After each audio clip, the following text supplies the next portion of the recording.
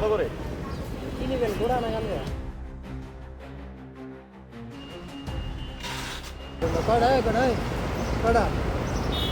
মিথ্যা গেল আপনি আল্লাহর কসম 8 টাকা লাভ একটা ফুটলায়। রাজধানীর কাউরান বাজার রেল ক্রসিং থেকে শুরু করে আশপাশের এলাকা জুড়ে সক্রিয় মাদক কারবারিরা। গোপনে নয়, বরং একেবারেই প্রকাশ্যে ক্রেতা সংগ্রহ করছে তারা। দিন থেকে রাত চলছে তাদের অবাধ তৎপরতা। সুনির্দিষ্ট তথ্যের ভিত্তিতে ওই এলাকায় বেশ কিছুদিন ধরেই নজর রাখে বাংলা নিউজের অনুসন্ধানী টিম। তবে আজ সরাসরি দেখার পালা। দীর্ঘ সময় ধরে রেল ক্রসিং এর আশেপাশে বেশ কয়েকজন খুচরা মাদক বিক্রেতার উপর নজর রাখে বাংলা নিউজের অনুসন্ধানী টিম। কয়েক ঘন্টা অপেক্ষার পর দেখা মেলে বেশ কয়েকজন মাদক কারবারির।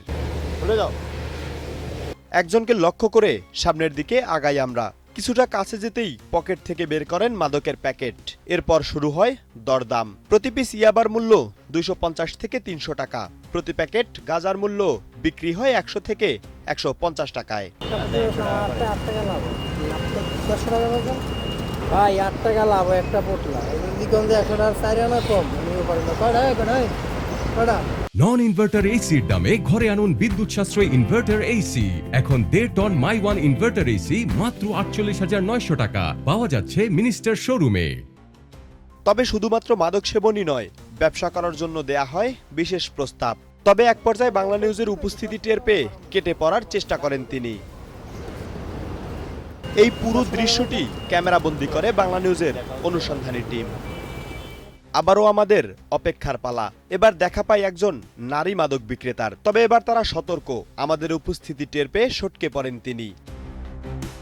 আবারও অপেক্ষার পালা। পূর্বে যেই ব্যক্তি আমাদের কাছে মাদক বিক্রি করতে এসেছিল দেখা পাই তার। তবে এবার মাদক বিক্রি নয়, বাংলা নিউজের অনুসন্ধানী টিমের উপর হামলা করার উদ্দেশ্যে ধাওয়া দিতে চেষ্টা করেন ওই মাদক কারবারি।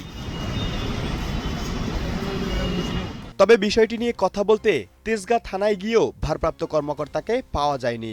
যোগাযোগ করা হলে মুঠোফোনে তেজগাঁও থানা ভারপ্রাপ্ত কর্মকর্তা ওই এলাকা বিশেষ অভিযানের পাশাপাশি মাদক নিয়ন্ত্রণের প্রয়োজনীয় পদক্ষেপের কথা জানান। আমাদের যখনই দৃষ্টিগোচর হয় ভাই আমরা অভিযান চালাই। আমরা ওই যে শিল্পাঞ্চল থানা আর আমরা এই যে তেজগাঁও থানা মিলে যৌথভাবে অভিযান পরিচালনা করেছি এবং এখনো করতেছি। ঠিক আছে, এটা একটা ধারাবাহিক প্রক্রিয়া। এখানে প্রতিদিন অভিযান চালানো হয়, আমরা অ্যারেস্টও করি, চালান এই আর কি। এখানে আসলে সাধারণ মানুষেরও সহযোগিতা দরকার, বুঝছেন।